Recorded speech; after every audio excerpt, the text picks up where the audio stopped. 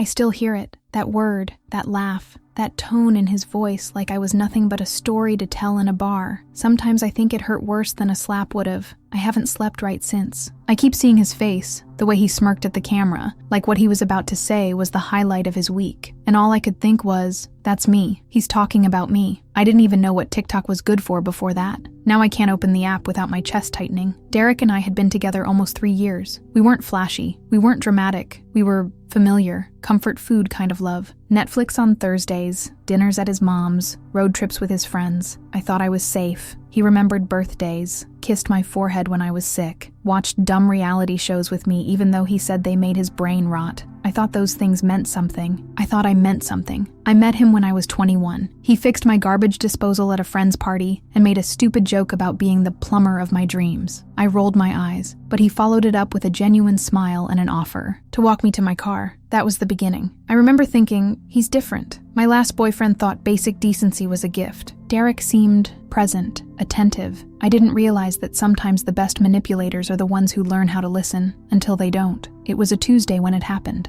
I was on my lunch break, scrolling through messages when Amara, my best friend, sent me a TikTok link, all caps, "Call me now." I clicked it, thinking maybe it was funny or weird or something light, but there he was, Derek, at that grimy bar he always went to with his friends. The flickering Budweiser sign behind him was like a cruel detail from a dream. I counted the seconds it took for him to ruin everything. 7. Someone off camera asked him to rate me, his girlfriend, his partner of nearly 3 years, and the way his face changed. It wasn't the Derek I knew. It was someone who wanted to be the center of the joke. Eliana, honestly, probably the most hideous girl I've ever been with. My ears rang. My hands went numb. I don't even remember the rest of what he said. Something about enchiladas, about me being low maintenance, about keeping me around until he could upgrade. I closed the video. I didn't cry. I didn't scream. I didn't throw my phone. I just sat there in the break room, frozen. I could still hear him saying hideous over and over, like the word was echoing in my chest, like it had been carved into me. 3 years. 3 years of building a life with someone who saw me as a placeholder, a joke, a warm body who knew how to make dinner and not complain when he stayed out late. I texted Amara, "Coming over after work. Don't tell anyone." Then I turned my phone off. I didn't go home that night. I went straight to Target, bought a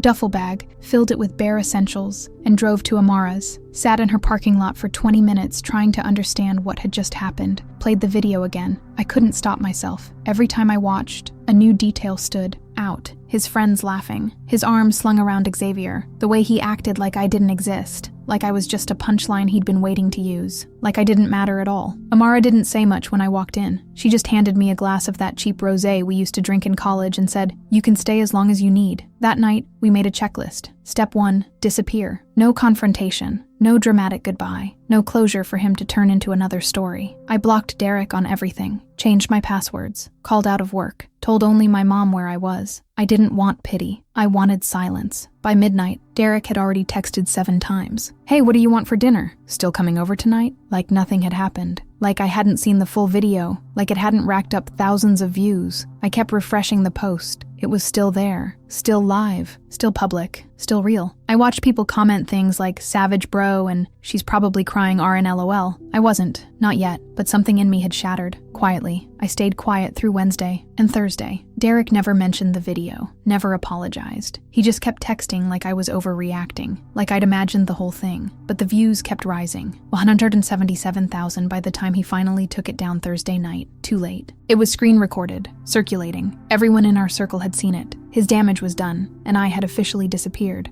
By Friday morning, I still hadn't cried. It was like my body was holding it all in, waiting for permission. Amara left early for work, and I just sat at her kitchen table, staring at the same dumb fridge magnet we'd had in college. Live, laugh, tequila, not even funny, just there, like me, frozen in place. I wasn't sad, I wasn't angry, I was just empty, like someone had unplugged the part of me that knew how to feel. Amara came home that afternoon, took one look at me, still in the same hoodie, and sighed. She handed me a White Claw and said, "What's the plan?" That's when I realized I didn't have one. I had escaped, but I hadn't decided anything. So she started asking questions, real ones, the kind that make you stop pretending. Did Derek ever joke about your appearance before? The answer was yes, too many times. There was the time he said my favorite jeans made me look wide, but in a cute way. When I got highlights, he asked if the salon meant to make them that brassy. He always pointed out women he found hot, Tiny, natural, effortlessly beautiful. The complete opposite of me, and I'd laugh along. Every time. I thought that's just how guys were. I thought if I didn't make it a big deal, it wasn't a big deal. Then Amara asked about support. Did he back me when I wanted more? When I talked about school, promotions? And again, the answer was no. He said he was proud when I got promoted, but told me the stress would probably be too much. Said going back to school wasn't smart. Financially, he always found a way to twist my ambition into something risky, something selfish, and I kept listening to him. That night, he showed up. Amara and I were watching trash TV in sweats when her doorbell rang. We froze. Through the peephole, Derek, holding wilted grocery store flowers. Amara opened the door,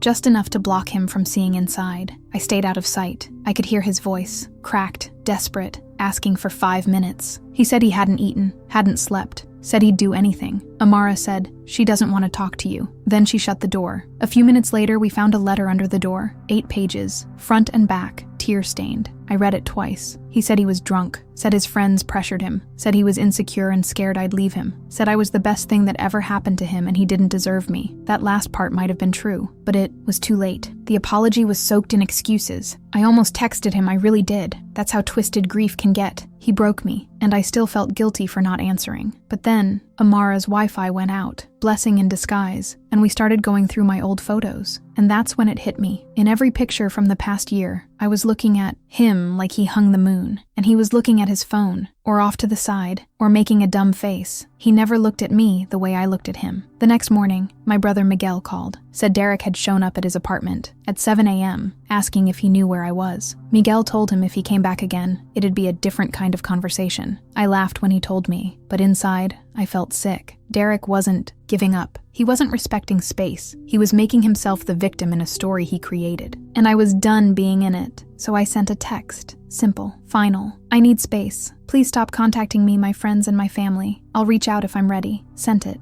Turned my phone off for 3 hours. When I turned it back on, he'd replied with 5 paragraphs. First saying he understood, then asking when forever might end, then begging to meet just for coffee. I didn't reply. I felt sick again. But also, sure, that weekend I stayed at Amara's. We watched movies, ordered in, lit candles. I didn't check my phone for 24 hours. It felt like coming up for air after being held underwater. I remembered what it was like to breathe without constantly waiting for the next small jab, the next joke, the next moment I'd have to pretend didn't hurt. For the first time in weeks, I felt like I wasn't his anymore. And that feeling, that was the beginning of healing. Sunday night, something shifted. I was scrolling through Instagram, not even thinking, just muscle memory, when I saw it. A video, Derek, in his car, tagged me in it and everything. 4 minutes and 27 seconds of him looking dead into the camera, eyes red, talking about the biggest mistake of his life. He apologized for the TikTok, said he was broken, that I was the most beautiful person he'd ever known. And I just stared at the screen. The comments were a mess, some praising him for owning up, others calling him out for making my humiliation about him. Xavier commented, "Stay strong, bro," and that's when I knew. None of it was real. That video wasn't for me. It was for them, the followers, the friends, the people watching. He didn't want to make things right. He wanted to rewrite the story so he didn't look like the villain. Classic Derek. I couldn't sleep. Every time I closed my eyes, I saw his face, that carefully lit confession, those perfectly rehearsed words. I kept wondering how many takes he did before he posted it, what time he uploaded it for maximum engagement, and then I got angry. For the first time in days, I felt it fully. Rage. He broke me, and now he wanted sympathy? A redemption arc? No, not this time. Monday morning, I packed up my duffel bag and told Amara I was going home. Her hot water had been acting up anyway, and I missed my own space. I wasn't going back because I missed him. I just wanted to feel like I had a life again, something that wasn't hiding, something that wasn't waiting for Derek's next stunt. She offered to come with me, but I said I needed to do this one on my own. The drive to my apartment felt heavy, like walking back into a memory you're trying to forget. I was nervous, checking my rearview mirror every few blocks, half expecting his car to show up. But when I got there, everything looked normal. My neighbor waved. My door was untouched. I exhaled for what felt like the first time in weeks, until I walked inside. That's when my stomach dropped. Post-it notes, everywhere. On the mirror, the fridge, my TV, my nightstand, all in his handwriting. I miss your smile.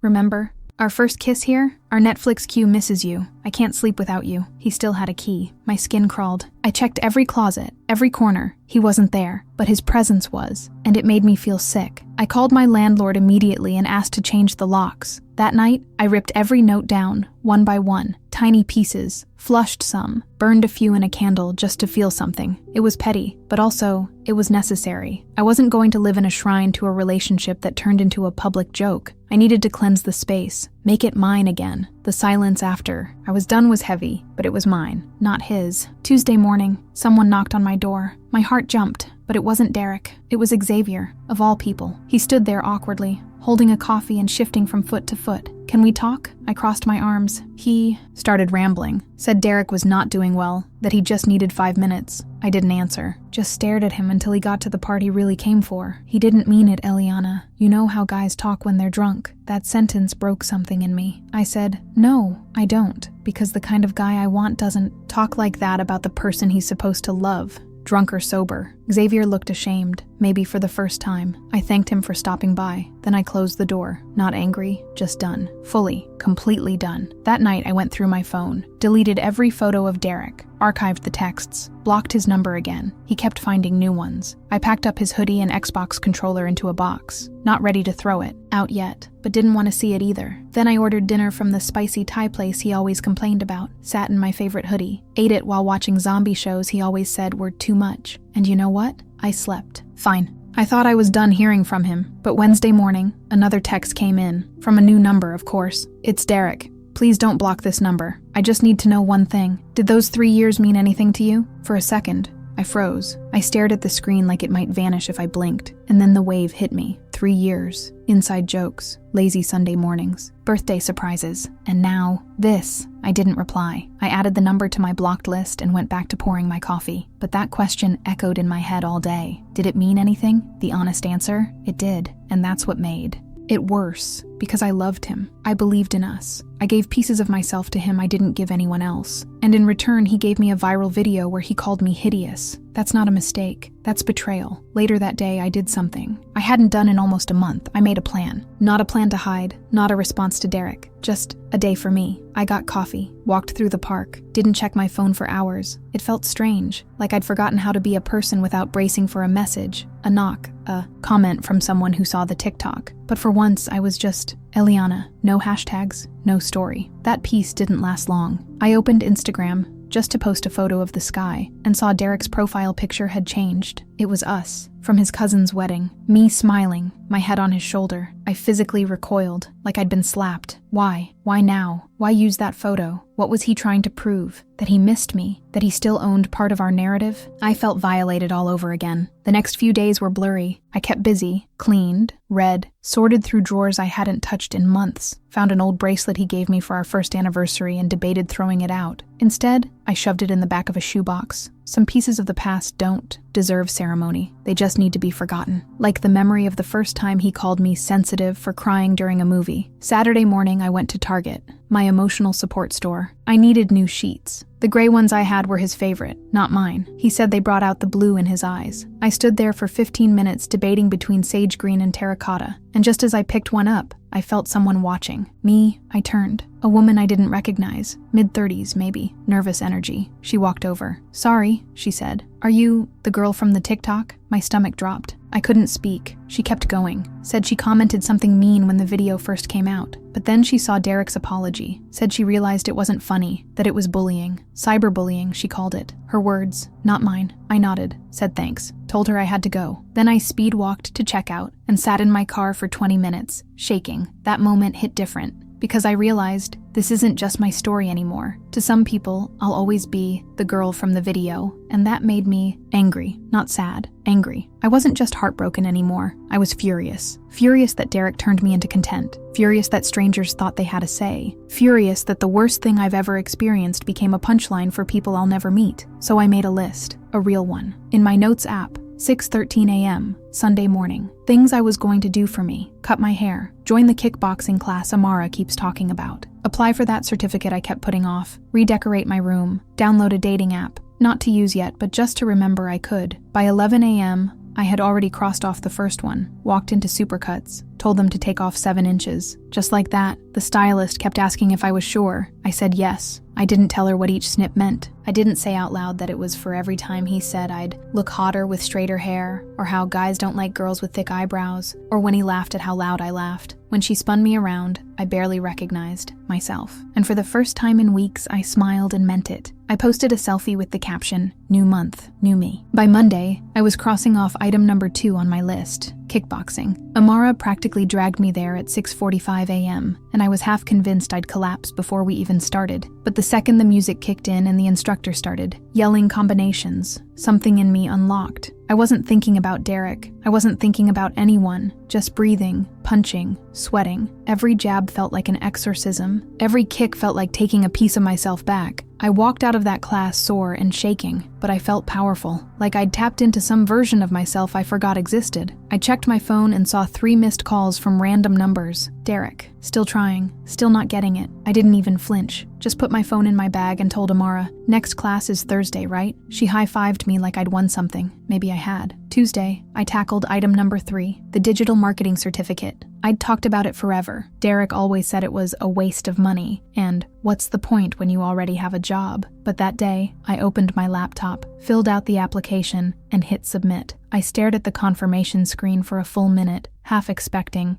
guilt to creep in. It didn't, just adrenaline and a tiny spark of pride. Then came Wednesday. I was in the cereal aisle at the grocery store when Amara's text came in. "Call me now. Derek is on Instagram Live. It's bad." I abandoned my cart right there, ran to my car, opened the app, and there he was, slurring, rambling, red-faced, and clearly drunk at 2 p.m. on a weekday. He said he was broken, said he'd lost everything, but then his voice dropped, and he said it. "I know she's watching this. Eliana, I'm coming over tonight. We need to talk." I'm not taking no for an answer. My blood ran cold. It wasn't just a sad, drunk moment anymore. It was a threat. I called my brother, Miguel, immediately, told him everything. Without hesitation, he said, "I'm on my way." He showed up with his girlfriend, Tanya, and a duffel bag, like it was an emergency sleepover, made himself at home on my couch, connected his Nintendo Switch to my TV, and said, "Let the little creep try." It was the first time in days I felt safe. By 9:47 p.m., the doorbell rang. My heart stopped. Miguel answered. Derek's voice was low and slurred, asking to see me. Miguel stayed calm but firm. I listened from the hallway as he told Derek to go home, that this wasn't his space anymore. 5 minutes later, the door closed. Miguel came back, rolled his eyes, and said, "He smells like he drank a liquor store." I laughed. Then I cried, safe behind my walls. For now. The next morning, I woke up to a message from Derek's mom, a long one. She said she was worried about him, said he wasn't eating, had lost his job,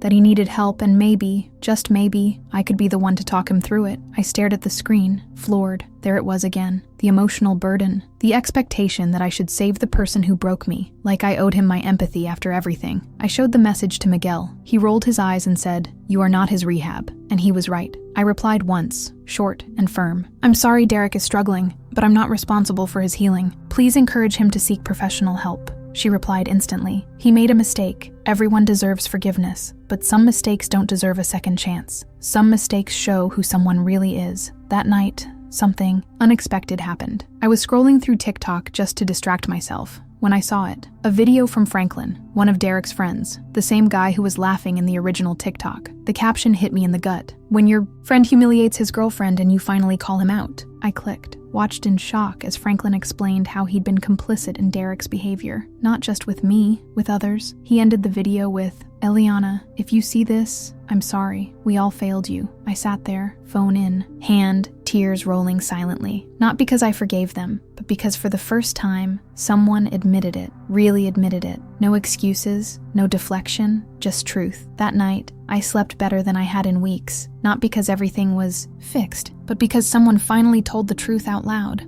I didn't expect to respond to Franklin, but I did. His DM was simple. Hope I didn't make things worse. Just couldn't stay silent anymore. No pressure to respond. I sat with it for a while, then wrote back, "Thanks for speaking up. Better late than never." We ended up talking for almost an hour. He told me things I didn't know, that Derek had been spiraling, that half their friend group was over it, that this wasn't the first time. And then he said something that stopped my heart. The TikTok wasn't spontaneous. I felt the blood leave my face. Franklin said he didn't know at first, but Xavier had found screenshots, a WhatsApp thread, messages between Derek and the guys, planning, weeks in advance. Not just a drunken slip, but an actual plan. Trying to figure out how to break up with E. That's how Derek phrased it, and it got worse. He wanted to break up with me because I was getting too serious, because he met someone at the gym, Adriana, because it'd be easier if I dumped him. His friends actually brainstormed ways to push me, start dumb fights, be distant, even be an asshole on socials so she sees it. And then the final message from Derek. TikTok might be the move. She never checks it anyway. I stared at my screen. Everything inside me went still. I thanked Franklin for telling me, closed the chat,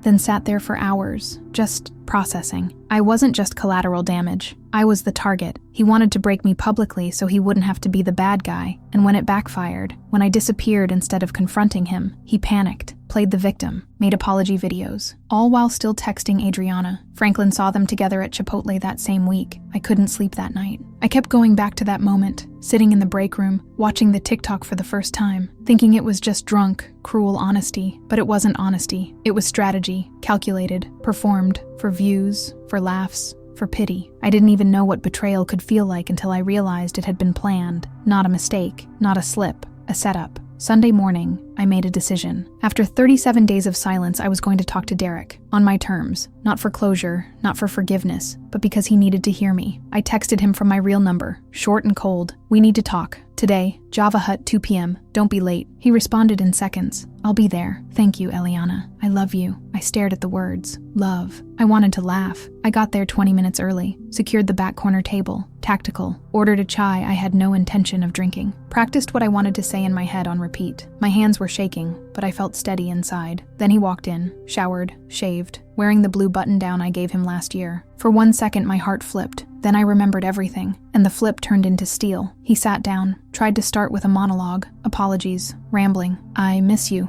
I've been miserable. I let him go on for exactly 2 minutes. Then I pulled out my phone, placed it on the table, screen up, opened to the group chat screenshots Franklin sent me. So, who's Adriana? I asked. He froze, his face drained. He stammered. Xavier shouldn't have. I cut him off. Tell me the truth, Derek. Just once. And he did. Not because he wanted to, because he had no choice. Once he realized I knew, the mask cracked. Adriana was just a friend at first. He wasn't sure about us for months. He didn't think one person could stay with someone forever in their 20s. He didn't think I'd see the TikTok. He panicked when I disappeared, said Adriana wasn't worth losing me over, but it was too late. He'd already thrown me away. I let him talk. Then I stood, pulled on my jacket. I'm not here to get back together, Derek. I'm here to tell you I know everything, and I'm done. He stood too. But I broke the lease. I'm living with my mom. I cut him off again. Call Adriana. I'm sure she has room. I walked out. No drama, no tears, just done. My phone buzzed 17 times that afternoon. I didn't answer a single one. The next day, I woke up to a new message, this time from Adriana. I didn't recognize the number at first. Her message was short. Hi, Eliana. I think we need to talk.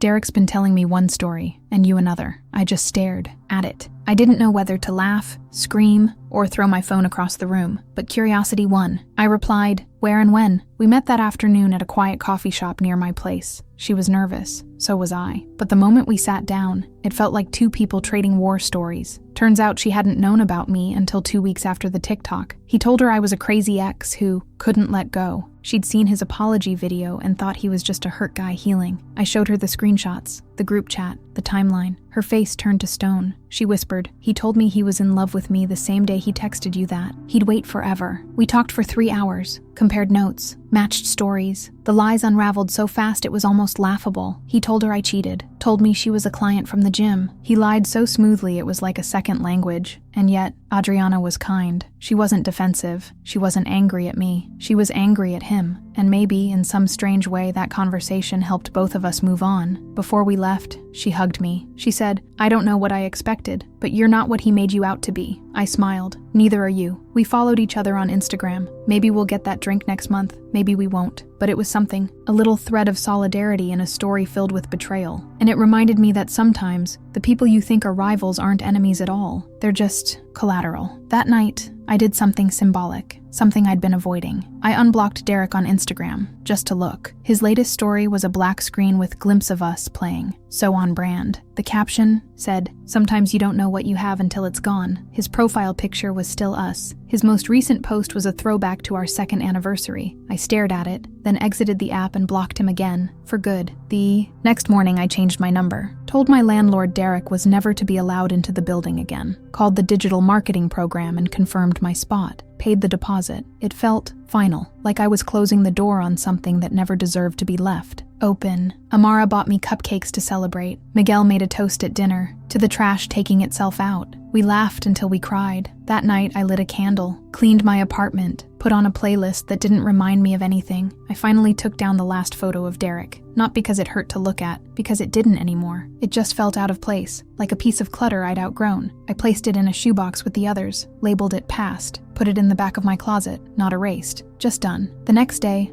I got an email. I was accepted into the program. Orientation starts next month. I danced around my apartment like a teenager. I felt new, not fully healed, not over everything, but free, like I was finally walking into a chapter I chose, not one someone else pushed me into. I texted Amara. We made it. We really made it out. She sent back 13 heart emojis and "Watch you thrive, babe." So yeah, maybe Derek still thinks I was the one that got away. Maybe his friends still think I was dramatic. Maybe the internet still remembers me as the girl from the TikTok. But I don't care. I know who I am. I know what I survived. And I know I didn't let it break me. I built a new story, quietly, proudly, on my own terms. And if anyone ever asks me what finally made me leave, I'll say this. He called me hideous, and I remembered I wasn't. It's been 62 days since I saw that TikTok. I stopped counting after 50, but sometimes the number still flashes in my head when I least expect it. In line at the bank, stirring my coffee, walking past a couple holding hands. 62 days since someone I loved turned me into a joke, since I went from girlfriend to content. And in that time, I've built something new, quiet, private, mine. My days look different now. I wake up without dread. I go for walks with no fear of seeing his car. I listen to music I actually like. I signed up for my certificate program, and the first module already lit a fire in me I forgot I had. I talk to Adriana sometimes. Turns out she's taking a yoga teacher course. We send each other memes now. Life is weird like that.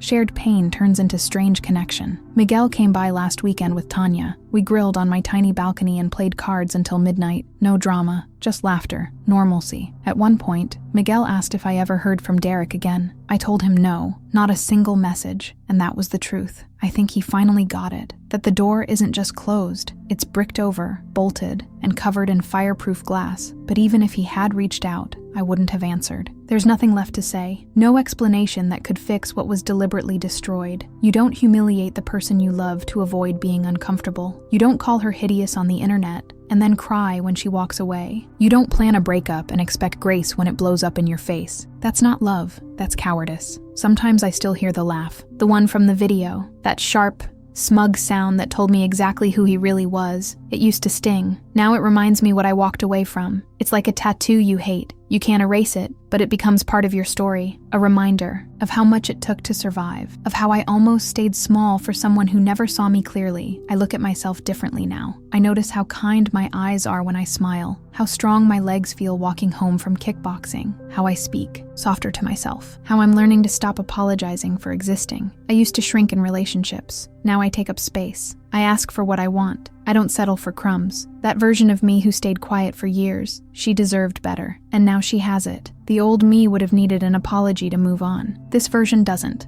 I don't need his words. I don't need him to get it. I got out. I got even. Not with revenge, but with freedom. I don't want revenge. I want peace. And I chose it. I chose me. That's what healing looks like. Not fireworks. Not dramatic speeches. Just choosing yourself a little more every day. Last week, I passed the bar where it all started. The same one with the flickering Budweiser sign. It still blinks every 7 seconds. I stood across the street for a second, took a breath, smiled. Then I turned and walked away. Not because I needed closure, but because it no longer had power over me. I wasn't his secret anymore. I wasn't his joke. I wasn't his anything. And maybe one day he'll tell someone the story of how his crazy ex disappeared. How she made a big deal out of a joke. Let him. Let him say whatever he needs to protect his ego. I know the truth. And more importantly, I know my truth. I was never too sensitive, never too dramatic, never not enough. He just couldn't handle someone who saw through him. So yeah, my boyfriend humiliated me on TikTok. He called me a name I'll never forget, but I called myself something better, free.